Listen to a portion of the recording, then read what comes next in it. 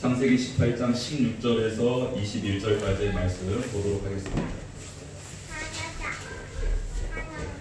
구약성경 21면입니다. 창세기 18장 16절로 21절까지의 말씀 저와 한 절씩 보독하도록 하겠습니다. 창세기 18장 16절에서 21절입니다. 그 사람들이 거기서 일어나서 소돔으로 향하고 아브라함은 그들을 전송하러 함께 나가니라. 여호와께서 이르시되 내가 하는 것을 아브라함에게 숨기겠느냐. 아브라함은 강대한 나라가 되고 천하 만민은 그로 말미암아 복을 받게 될 것이 아니냐. 내가 그로 그 자식과 그들에게 명하여 여호와의 도를 지켜 그와 공조를 행하게 하려고 그를 택하였나니 이는 나 여호와가 아브라함에게 대하여 말하기를 이루려 함이니라. 여호와께서 또 이르시되 소돔과 고모라에 대한 부르짖음이 크고 그 죄악이 심히 무거우니 내가 대적에서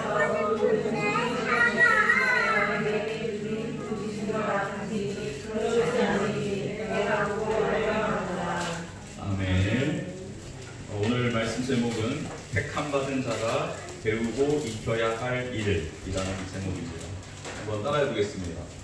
택함받은 자가 배우고 익혀야 할 일. 도대체 그게 무엇인지 오늘 말씀을 참고하면서 같이 하나님의 음성 듣는 시간 갖도록 하겠습니다. 하나님은 노아 홍수 이후에 노아를 통해 자녀들을 축복하셨습니다.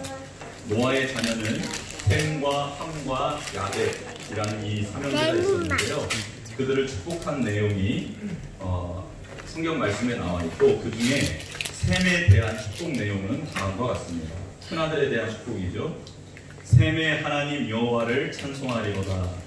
가나안은 셈의 종이 되고 하나님이 야벳을 창대하게 하사 셈의 장막에 거하게 하시고 가나안은 그의 종이 되게 하시기를 원하노라 라는 말씀이 있습니다. 누가 축복을 많이 받는 것 같아요? 셈과 함과 야벳은. 다시 한번 읽어드릴게요. 말씀을. 셈의 하나님 여호와를 찬송하리로다. 가나안은, 여기서 가나안은 함이거든요. 셈, 함, 둘째 함. 가나안은 셈의 종이 되고 하나님이 야벳, 막내 야벳을 창대하게 하사 셈의 장막에 거하게 하시고 가나안은 그의 종이 되게 하시기를 원하노라. 아멘. 누가 복을 받기를 원하신 거예요, 지금 하나님? 셈이죠, 셈. 셈을 하나님께서 축복해 주시고 함도 그의 종, 여기서 종은 노예가 된다라는 뜻이 아니고요. 그의 영향력 안에 들어간다라는 뜻입니다. 그러니까 셈을 하나님이 붙드시고 그 셈 밑에 영향력 아래에 함을 집어넣고 그리고 야벳은 창대하게 되는 복을 받게 되는데 그 또한 어디 장막 안으로 들어가요? 셈의 장막 안으로 들어간다라는 겁니다. 이렇게 노아 이후에 일어날 인류들을 하나님께서 축복의 말씀으로 정리를 해주셨어요. 그러면 여기에서 질문 한 가지 드려보겠습니다. 얼마나 똑똑하신지, 하나님의 영으로 충만하신지. 이거 못 맞추면요 기적이에요. 그러면 아브라함은 어느 족보를 따라서 태어난 사람일까요? 1번 가나안, 2번 셈, 3번 야, 저희는 무조건 몇 번이죠? 2번이요. 이거 못 맞출 수가 없어요. 제가 이렇게 질문하면 이거는. 여러분, 셈, 하나님께서 최초로 누구의 하나님이다 라는 말씀을 쓰셨을 때 처음 등장하는 이름이 이 셈이거든요. 우리 소그룹 이름이 뭐죠? 셈. 이거랑 다른 셈이지만 아무튼 셈. 그래서 셈의 후배 중에 몇 번째 아브라함이 태어나냐면 9대째 아브라함이 태어났어요. 그러니까 하나님이 노아의 자녀들을 축복하시면서 셈을 축복하시고 그 셈을 눈여겨보셨는데 그 셈의 1대, 2대, 3대 하다가 9대째 돼서야 아브라함이 등장을 합니다. 그래서 하나님께서는 아브라함을 딱 택하시는데 그 아브라함을 택하셨을 때 아브라함이 상황이 어땠었나? 여러분, 많은 신학자들이 제일 미스테리하게 보고 있는 장면이 아브라함이 하나님의 음성을 듣고 순종하는 장면이에요. 여러분, 아브라함은 하나님을 섬겼던 사람이에요? 섬기지 않았던 사람이에요? 섬기지 않았던 사람입니다. 아브라함이 살았던 갈대아 우르라는 지역은요, 고대 도시 중에 하나였고, 그리고 문명과 문화와 물자들이 굉장히 많이 모여들었던 곳이었습니다. 그래서 그곳에는 무엇이 가장 많았냐면 신전들이 많이 있었습니다. 그래서 물질을 숭배하는 사상, 그리고 다산의 복을 상징하는 우상, 그리고 풍요를 가져다주는 우상, 자연의 우상, 이 모든 우상들이 그 우르 땅에 가득했고, 아브라함의 아버지 데라는 무엇을 하는 사람이었냐면 그 우상을 만드는 자였고, 아브라함은 그 우상 만들어 준 것을 어디에다 갖다 주라고 하면 잘 갖다 주었던 순종하는 큰아들이었습니다. 그러니까 우르에 있었던 아브라함은 뭐 하고 있었냐면 우상을 잘 섞이고 있었던 사람이었다는 겁니다. 그런데 그가 어떻게 하나님의 음성을 들을 수 있었을까? 모든 신학자들이 다 궁금해하고 저도 궁금해요. 어떻게 들었지? 우상 숭배하고 있던 사람. 그리고 또 한 가지, 데라에게는 3명의 아들이 있었는데 아브라함과 나홀과 하란이라는 3아들이 있었습니다. 근데 아브라함이 첫째 아들이고 둘째 나홀이고 셋째 하란이 있었는데 하란이 그만 아버지보다 먼저 세상을 떠난 겁니다. 그래서 막내가 세상을 떠나고 난 다음 아버지가 얼마나 고통스러웠겠어요? 그래서 둘째 아들은 우르 땅에다 두고 첫째 아들 레웨와 막내 아들의 아들인 뭐라고 해야 하나? 손주, 그렇죠? 손주인 그 롯을 데리고 그 땅에서 살기가 너무 힘들었는지 데라가 데리고 떠납니다. 어디로 떠나냐면 하란이라는 도시로 떠납니다. 하란이 누구라고 했죠? 죽은 아들의 이름이라고 했잖아요. 막내 아들 이름과 똑같은 지역을 선택해서 본래는 가나안 땅으로 가려고 떠났는데 떠나다가 하란이라는 지역에 머무르게 됩니다. 좀 아버지의 마음이 느껴지죠. 이런 지금 가정 상황이 어떤 상황이었나? 우상을 섬기고 있었고 슬픈 일이 당하고 그 슬픈 일을 당한 아버지를 모시고 떠나는 아브라함, 마음이 착잡했을 것입니다. 그런데 아브라함에게 아내가 있었는데 사레라는 아내가 있었잖아요. 근데 이 사레가 임신을 하지 못하는 거예요. 결혼한 지 시간이 지났는데, 그래서 당시의 중동 사회는 첫째 아들부터 장가를 가고 다 이렇게 첫째 딸부터 시집을 보내잖아요. 근데 죽었던 막내 아들이 아들을 낳을 동안 첫째 아들은 자녀가 없었어요. 성경에 기록되어 있습니다. 12장이 아브라함이 소명을 받는 장인데 11장에 데라가 아브라함과 사레와 그 롯을 데리고 떠나는 장면에 사레가 잉태하지 못했다는 말씀이 있어요. 얼마나 이것도 가슴 아픈 일이었겠습니까? 아브라함에게는 큰 짐이었을 것입니다. 그래서 가나안 땅으로 가다가 하란 지역에 잠시 머물렀는데 그 하란 땅에서 또 무슨 일이 일어나냐면 아버지 데라가 죽음을 맞이합니다. 아버지 때문에 왔는데, 그리고 아버지가 롯도 챙겨라 해서 챙겨서 왔는데 그만 아버지가 모든 결정을 내리고 그리고 어떻게 하라고 말씀해야 될 그 아버지가 돌아가 버리신 거예요. 그래서 아브라함 입장에서는 지금 사면 초가의 상황에 직면하게 됐던 것입니다. 우상을 섬겼던 아브라함, 동생을 잃은 아브라함, 아버지마저 떠난 아브라함, 아내는 잉태하지 못해서 고통당하고 있는 아브라함, 그리고 조카까지 얻게 돼서 혹까지 붙어있는 아브라함, 이 정말 말할 수 없는 상황 가운데 있었던 이 아브라함에게 12장, 창세기 12장, 그런 상황이 11장에 종료가 되고요. 12장에 하나님이 아브라함을 찾아오시는 거예요. 여러분 한번 우리의 신앙생활을 한번 뒤돌아보면 여러분은 언제 하나님을 인격적으로 만나셨습니까? 성경을 한 10도, 20도 하셨을 때 하나님이 찾아와 주셨나요? 아니면 막 온 힘을 다해 막 최선을 다해 봉사하고 있을 때, 헌신하고 있을 때 하나님이 찾아와 주셨나요?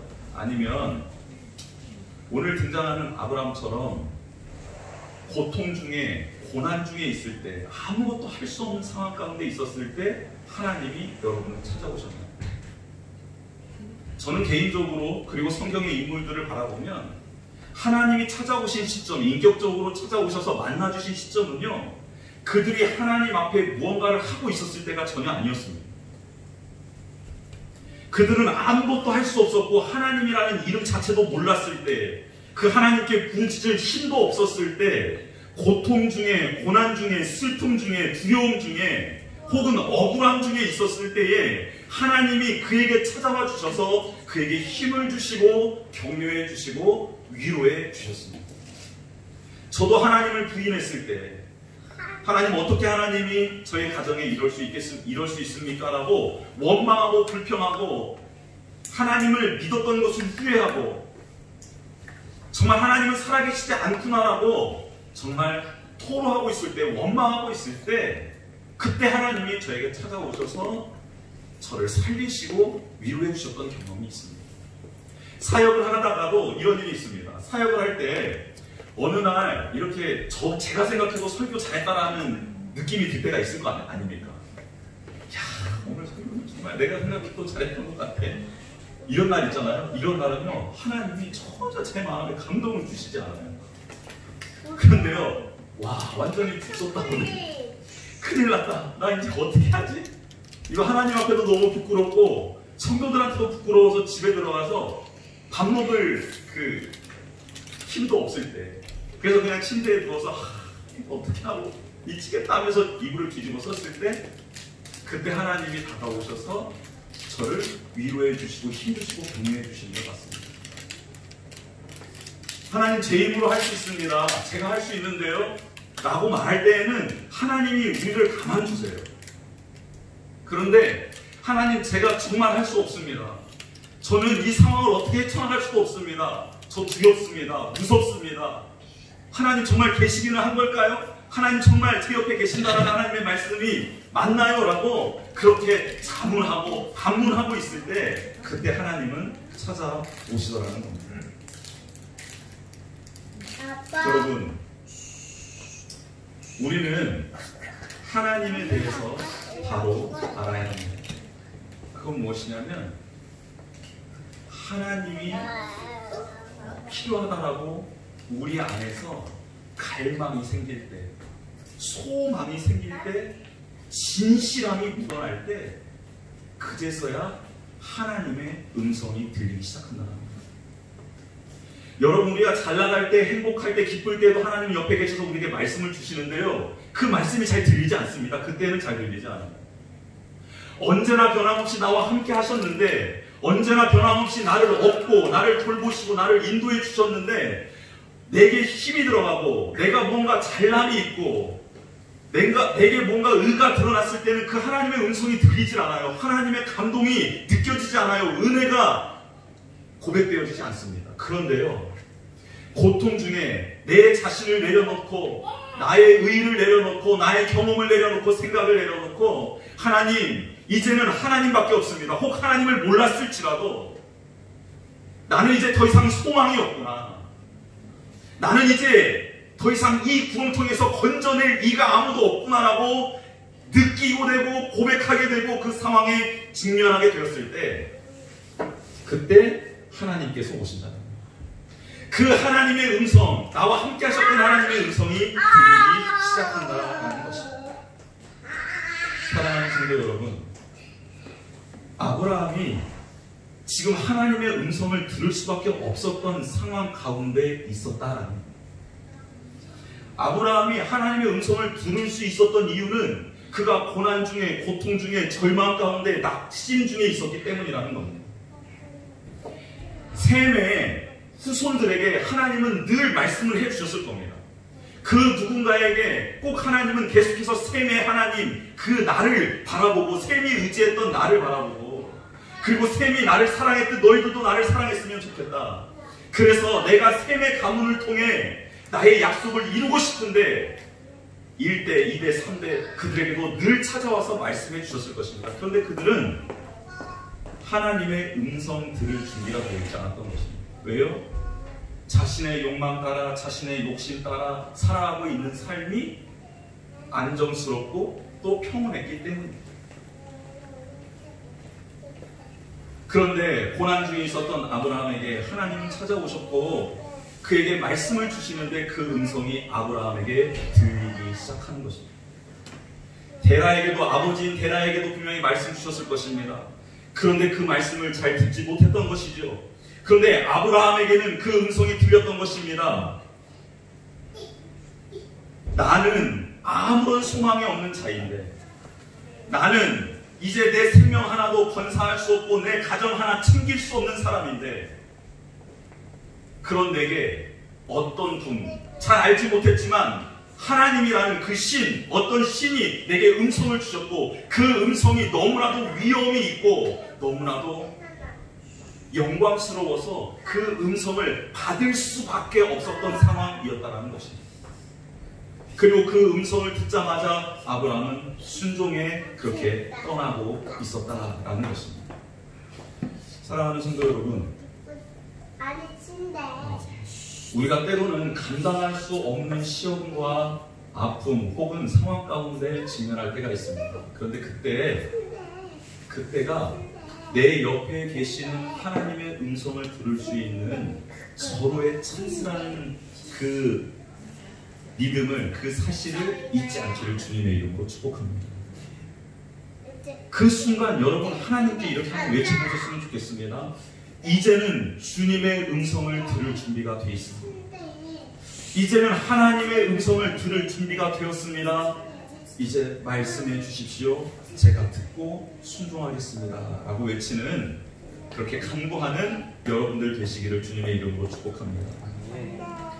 오늘 본문은 그런 시간이 흐른 후에 아브라함을 다시 찾아오신 하나님의 모습이 기록되어져 있습니다. 아브라함은 생물학적으로 이제는 더 이상 자녀를 낳을 수 없는 상황이 되었습니다. 사라도 마찬가지였죠. 그런데 그들에게 하나님은 말씀을 선포하십니다.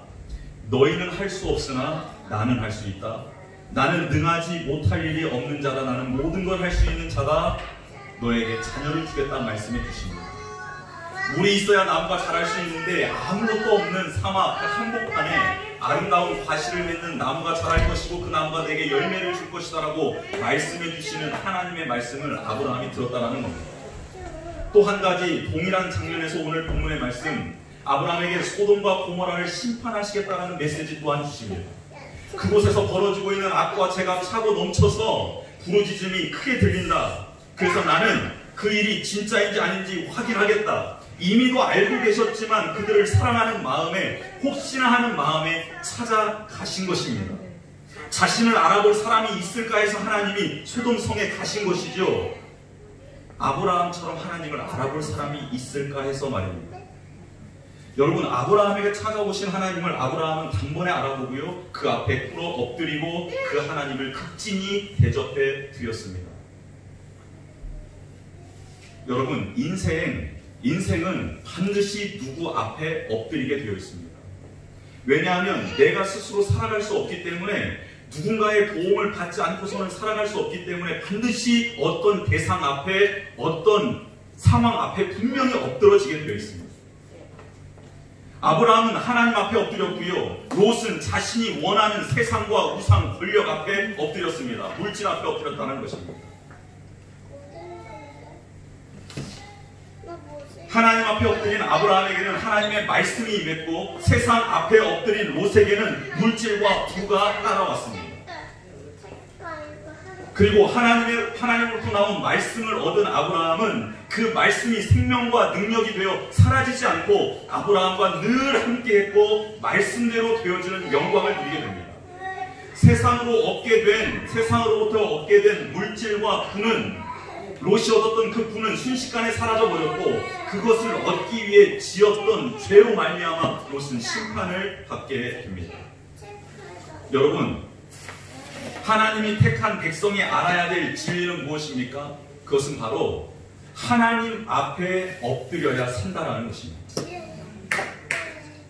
반드시 우리는 돈 앞에 엎드리거나, 혹은 권력 앞에 엎드리거나, 가정 앞에, 자녀 앞에 엎드리거나, 아니면 나의 상사 앞에 엎드리거나, 직장 앞에 엎드리거나, 혹은 그 모든 것의 주인이며 나의 생명을 주관하시는 하나님 앞에 엎드리거나 반드시 엎드리는 존재라는 것입니다. 오늘 말씀을 통해 우리에게 하나님은 이렇게 질문합니다. 사랑하는 딸아, 사랑하는 아들아, 너는 지금 누구 앞에 엎드려 있느냐? 하나님을 알아보고 아브라함은 하나님 앞에 엎드렸습니다. 그리고 모든 것이 하나님께로부터 왔음을, 그리고 하나님의 음성을 듣고 그게 믿어지진 않지만, 사라도 웃어버렸지만, 그럼에도 불구하고 하나님이 능치 못할 일이 있겠느냐라는 말씀을 받아들입니다. 그리고 내년 이맘때, 내년 너희들이 출산할 때쯤 내가 다시 오겠다라는 하나님의 음성을 마음에 아로새깁니다. 여러분, 소돔성에 갔던 하나님을 롯도 알아보지요. 하나님을 알아보진 않았던 것 같고 이방인들, 오는 손님들을 영접했던 것 같습니다. 왜냐하면 나중에 천사들이 말하는 내용들을 믿지 않고 신뢰하지 않았던 모습을 보면 그들이 하나님이라고 믿지는 않았던 것 같습니다. 롯도 그들 앞에는 엎드렸습니다. 엎드렸지만 온전한 엎드림이 아니었습니다. 엎드리면서 자신의 재물에 마음을 두었습니다. 엎드리면서 소돔 성에 마음을 두었습니다. 그들이, 천사들이 롯에게 말을 하죠. 이제 하나님께서 심판하실 것이다. 떠나라. 멀리 떠나라라고 말을 하는데, 롯이 이 소돔 성에서 자기가 쌓아놓던 재물과 부와 명예와 권력을 놓지 못하고 무엇라 말합니까? 가까운 성 소알로 피하게 해주십시오. 천사는 분명히 이 소돔성, 고모라성 이 전 지역을 멸한다고 말했습니다. 소알도 포함되어 있었습니다. 그런데 롯은 온전히 하나님을 신뢰하지 못하고 자신이 그동안 쌓아왔던 것, 자신이 믿어왔던 것을 붙잡고 그것을 다시 되찾기 위한 술수를 펴더라는 것입니다. 엄마 맞아줘. 여러분, 지금 우리는 하나님 앞에 예배하러 왔습니다. 하나님 앞에 온전히 엎드리기 위해서 왔습니다. 근데 온전히 엎드리는 것 하나님이 원하고 계십니다. 그런데 우리가 엎드리면서 혹 다른 마음을 품거나 혹 다른 생각을 품거나 다른 기대가 있다면 그것마저도 내려놓는 은혜의 시간이 있기를 주님의 이름으로 축복합니다. 네. 오늘 하루 누구 앞에 엎드렸습니까? 여러분은 반드시 누구 앞에 엎드렸기 때문에 오늘 이 자리에 있게 되는 것입니다.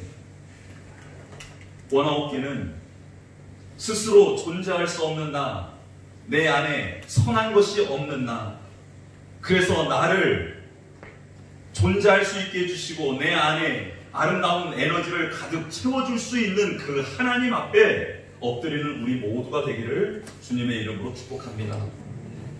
다음으로 택함 받은 자가 알아야 될 일은 하나님의 뜻, 그 뜻을 알기 위해 묻는 것입니다.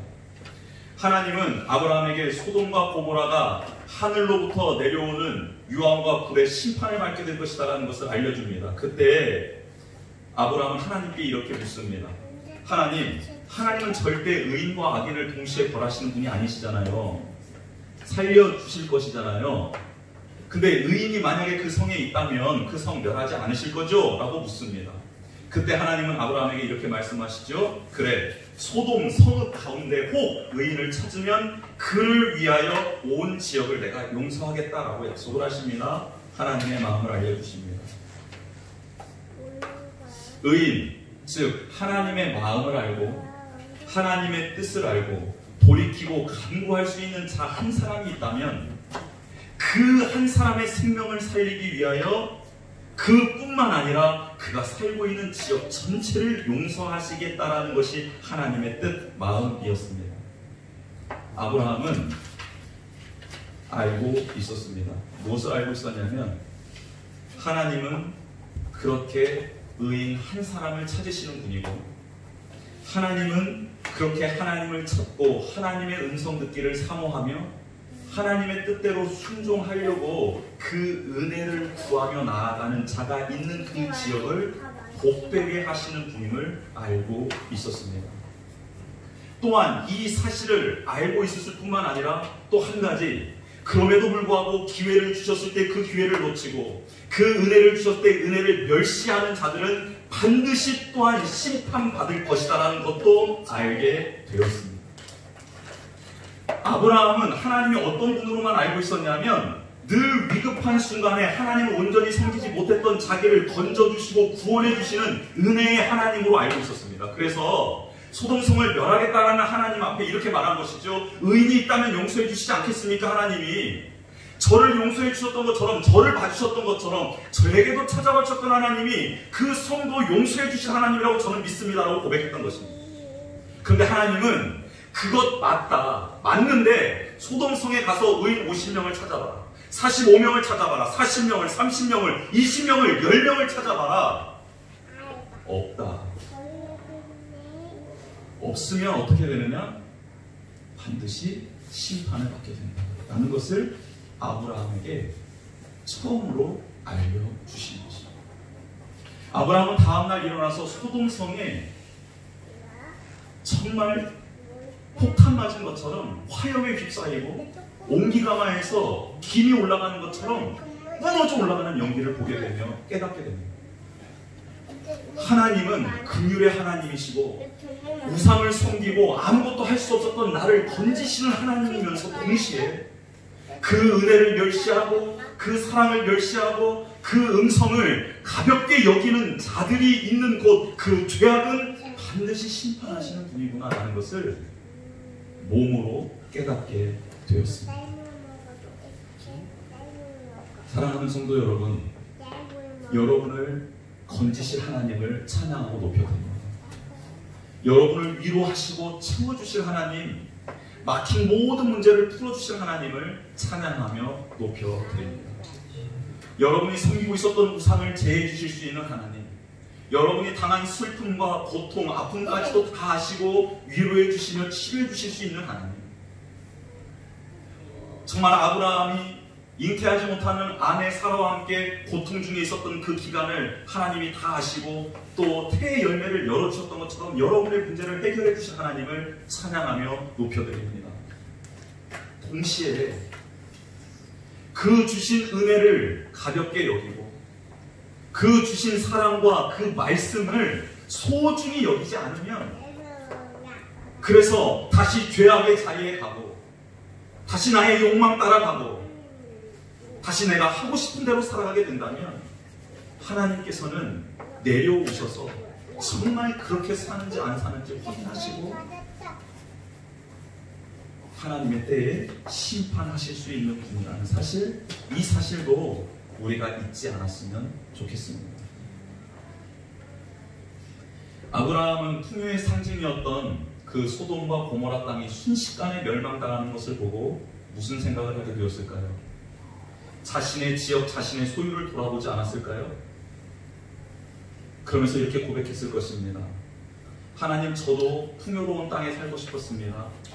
하나님, 저도 재물의 마음을 든 적도 있었고 권력의 마음을 든 적도 있었고 이제 더 이상 나그네와 같은 생활 말고 나도 한 가문, 한 족속을 이루어 가나안 땅을 차지하며 편안하게 살고 싶었던 생각이 있었습니다.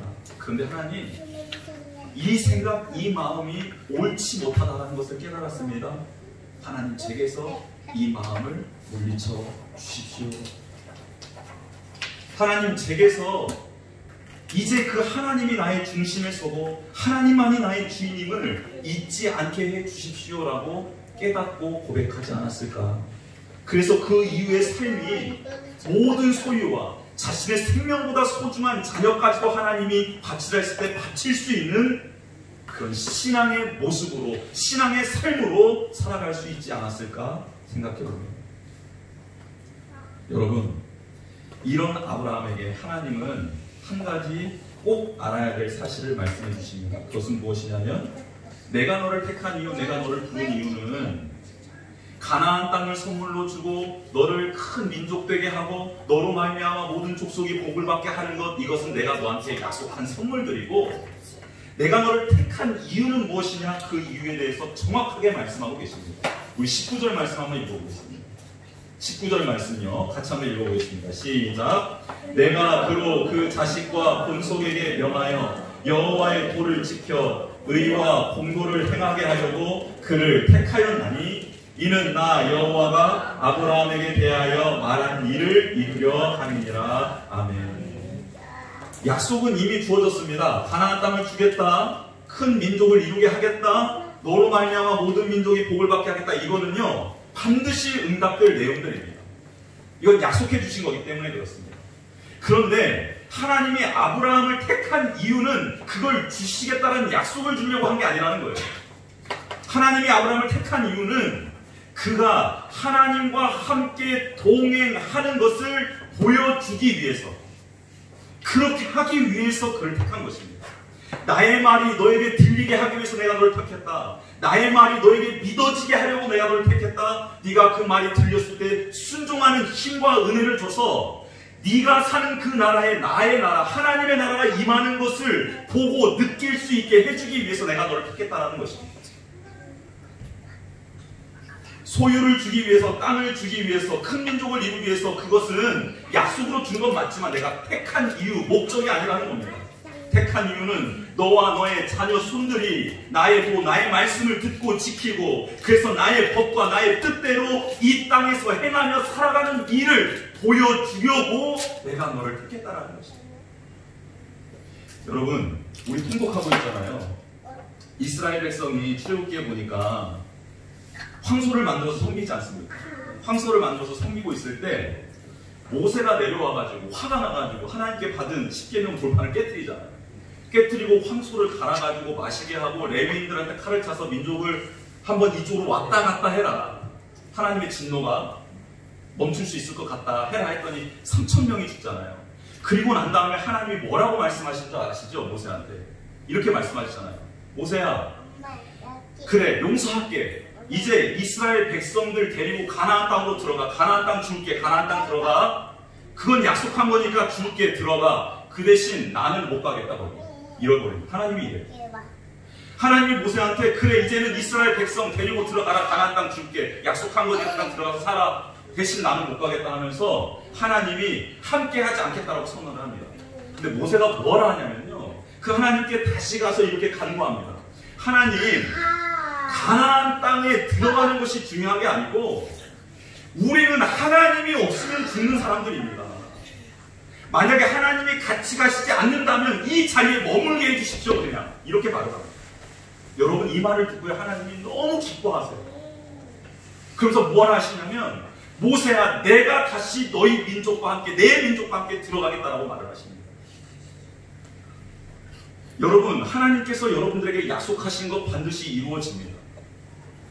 반드시 이루어져요. 왜냐하면 하나님이 약속한 것이기 때문에 그래요. 이거는 하나님의 신실하심에 잇대어서 하나님이 하신 말씀이기 때문에 반드시 이루어집니다. 그런데 하나님이 화나시면 어떻게 하시는 줄 아세요?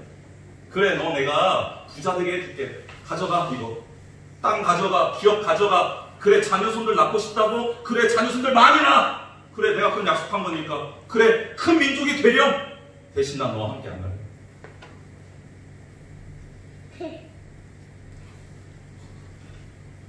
여러분, 이렇게 하나님이 말씀하신다면 여러분 어떻게 하실래요? 아이고, 감사합니다.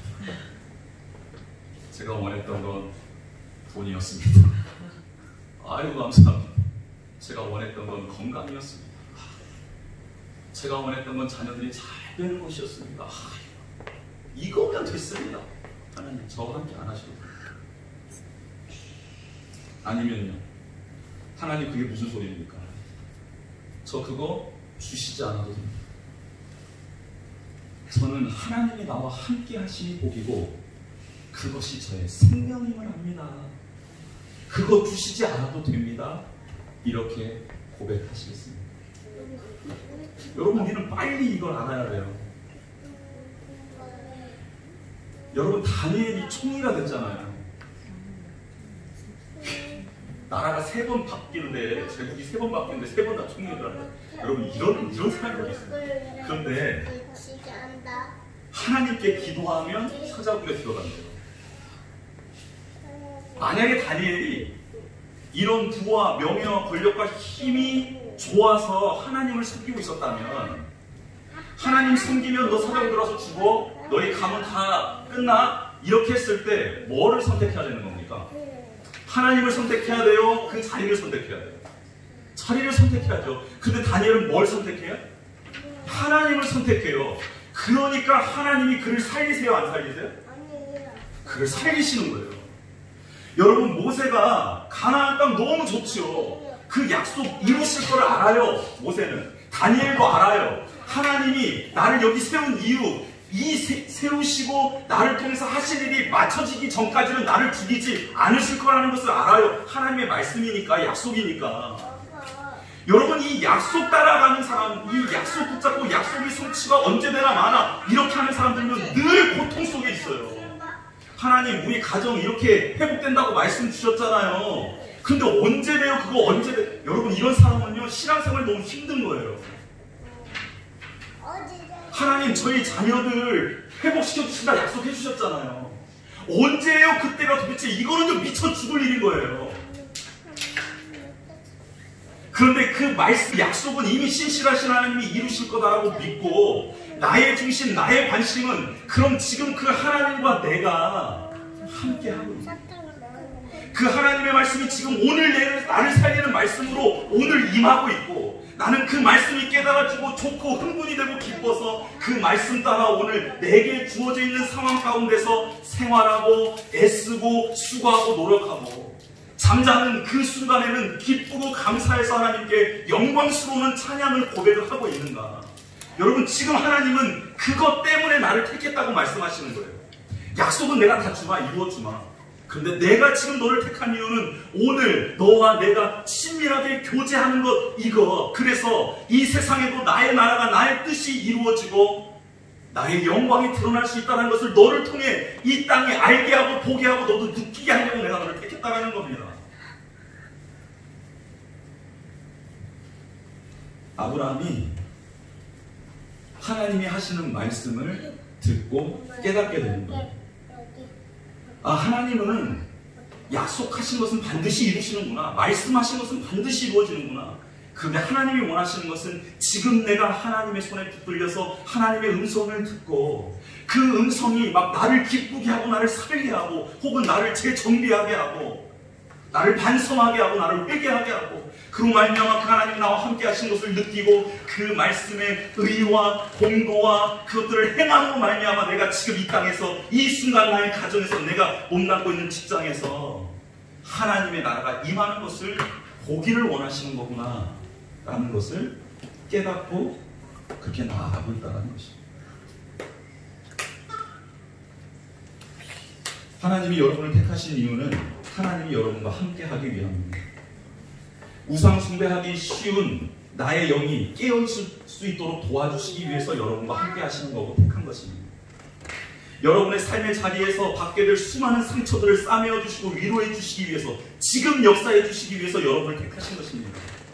나의 힘으로는 도무지 할 수 없는 상황, 나무 안에 부딪혀서 그리고 이제는 아무것도 할 수 없습니다라고 포기했을 때 하나님의 능력이 임해서 그 문제들을 바라볼 수 있는 시각을 확보해 주시고 해결할 수 있는 지혜와 은사를 주심으로 말미암아 하나님의 영광이 드러날 수 있도록 하기 위해서 여러분을 택한 것입니다. 바로 여러분과 지금 함께 하시기 위해서 하나님이 여러분을 택하신 것입니다. 우리의 후손들도 똑같은 위기에 처할 수 있죠. 우리보다 더하면 더했지 덜하지는 않을 것 같습니다. 앞으로의 상황들이. 그러니 우리 자녀들도 하나님이 택하신 것입니다. 하나님의 말씀이 우리 안에 머물고 그 말씀 따라 살아갈 수 있는 힘과 능력을 부어주시기 위해 택한 것이지, 그래서 나와 함께 하기를 원하셔서 하나님이 나를 택하신 것이지 어떤 다른 것들 때문에 택한 것이 아니었어요. 사랑하는 성도 여러분, 하나님의 말씀 약속하신 것은 반드시 이루어집니다. 그 약속 언제 이루어지나라고 고민하지 마세요. 고민하지 마세요. 고민하는 순간 신앙생활이 힘들어집니다. 하나님의 약속하신 것은 반드시 이루어집니다. 이것을 택한 받은 자들은 반드시 기억해야 돼요. 내 당시에 이루어지지 않아도 하늘나라에서 보게 되는 거예요. 아브라함 당시에 이삭밖에 없었잖아요. 그런데 온 민족, 온 나라와 백성이 이루어지는 것 분명히 살아서 보고 있잖아요. 반드시 이루어집니다. 또 한 가지, 하나님께 기도할 때 하나님의 마음을 알 수 있어요. 그래서 하나님 앞에 물으셔야 돼요. 계속. 아브라함은 알고 있었어요. 뭘 알고 있었어요? 하나님은 은혜를 베푸시는 분이라는 걸 알고 있었어요. 그래서 물었더니 하나님은 또 한 가지를 알려주시잖아요. 나는 반드시 심판도 하는 분이라는 거예요. 여러분, 그래서 물으면, 기도하면 하나님에 대해서 더 많이 알게 됩니다. 알아가게 돼요. 그 자리를 유지하셔야 합니다. 그리고 마지막은 나를 택하신 이유, 그것을 분명히 알아야 합니다. 나와 함께 하기 위해. 이 사실을 잊지 않는 저와 여러분 되시기를 주님의 이름으로 축복합니다. 같이 찬양하는 시간 갖도록 하겠습니다.